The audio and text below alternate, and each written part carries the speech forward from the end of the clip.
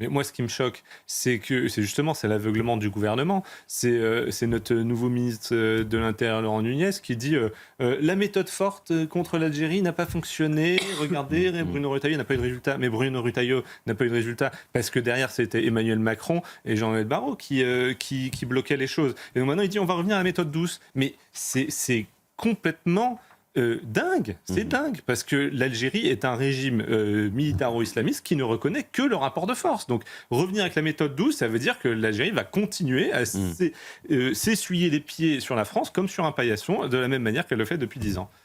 Florian. Je pense que ce serait une très bonne mesure sur deux axes, en fait. Premièrement, dans la lutte contre la délinquance, parce que quand on est délinquant, si aujourd'hui, vu que notre justice est quand même fait preuve d'un certain laxisme, en tout cas 65% des Français le pensent, et donc il n'y a aucune conséquence quand on fait des actes de délinquance. S'il y avait le risque que votre famille soit expulsée, peut-être qu'on y réfléchirait à 2 fois. Donc ce serait quand même utile dans la lutte contre la délinquance. Et le deuxième point, c'est qu'on est quand même aussi dans une crise du logement. Depuis 25 ans, le prix des logements a triplé dans toutes les villes de France. En fait, depuis le vote par les socialistes de la loi Solidarité et Renouvellement Urbain, qui a mis les obligations de construction de logements sociaux dans nos villes et qui a instauré ces ghettos dans toutes les villes de France. Et donc, c'est insupportable pour les Français qui n'arrivent pas à se loger aujourd'hui que des délinquants bénéficient de la solidarité nationale que représentent les HLM, parce que c'est un coût pour la collectivité majeur, donc c'est parfaitement insupportable que plein de familles qui n'arrivent pas à se loger et qui aimeraient bien pouvoir un HLM se retrouvent à payer aussi via leurs impôts que des délinquants profitent des HLM. Donc ce serait très bien sur ces 2 points. Florian.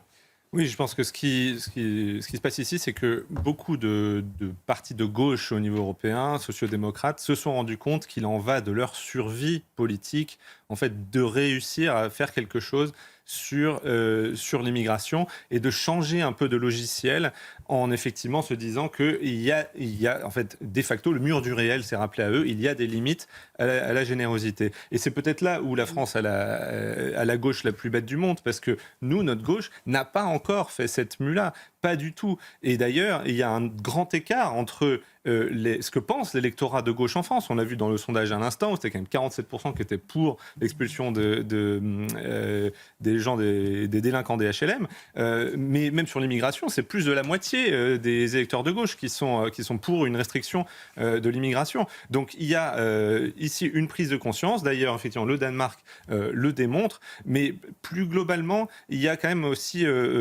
moi, ce que je pense, nous, ce sur quoi on travaille, c'est le fait que ça devrait être au niveau européen. Il faut changer fondamentalement de philosophie, c'est-à-dire que l'immigration illégale, en fait, l'arrivée de migrants illégaux sur un territoire, on devrait y mettre un terme total. Et ça, c'est pas le Danemark l'exemple là-dessus, c'est l'Australie. L'Australie est arrivée à 0 migrants illégaux qui traversent la mer pour arriver chez eux. La politique, elle est très claire et elle est devenue bipartisane là-bas. Donc, on devrait faire exactement la même chose pour, en fait, arrêter cet appel d'air, effectivement, ça dépend de nous, mais aussi protéger nos frontières. C'est bien de regarder ce qui ce qui se passe ailleurs aussi. Hein. Exactement. Et ça fait 20 ans que l'Australie a résolu le problème avec la société. Qu'est-ce qu'on peut dire que le maire écologiste de Grenoble porte quand même une grande responsabilité dans cette situation. Il faut rappeler qu'en février dernier, il avait fait une interview à Libération. Il avait dit « L'insécurité, je cite, je m'en fous ». Il avait dit « La vidéoprotection, ça ne sert à rien ». Là, on voit que justement, c'était une zone non protégée par vidéoprotection. Et donc, honnêtement, c'est tous ces maires écologistes et les maires de gauche dans les grandes agglomérations posent problème parce qu'ils n'ont pas pris ce problème à bras le corps. Et derrière, il y a la réponse judiciaire, bien sûr, qui ne fonctionne pas. Mais sur le cas de Grenoble en particulier, il y a vraiment ça comme sujet. Et le dernier point, c'est par exemple, on pourrait mettre en place des couvre-feux pour les adolescents. Que quand on a moins de 16 ans, on n'a pas à être dehors dans la rue. Donc ça, c'est des choses que les maires et qu'on pourrait mettre en place pour lutter contre le narcotrafic. Florian.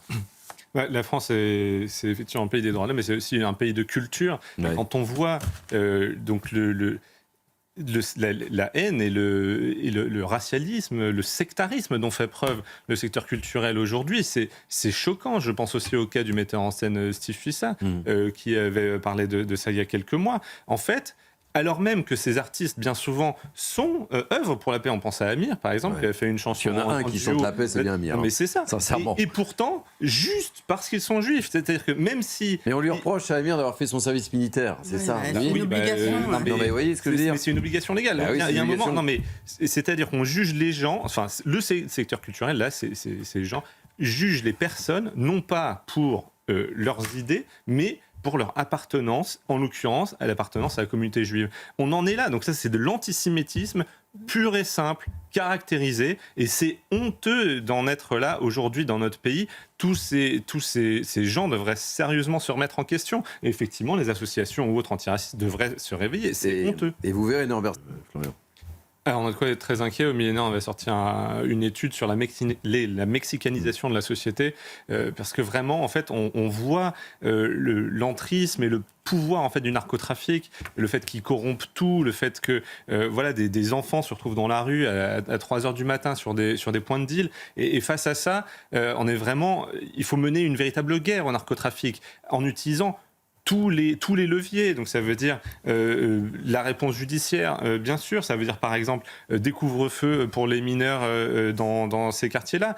Ça veut dire aussi que des maires comme Éric Piolle, un maire écologiste, qui dit l'insécurité dans une interview, je m'en fous, et je cite, alors que le soir même, il y a une grenade qui est lancée par un homme avec un fusil d'assaut dans un bar, et que la vidéosurveillance pour lui, ça marche pas, alors que justement, ça permettrait de retrouver les auteurs des faits, etc.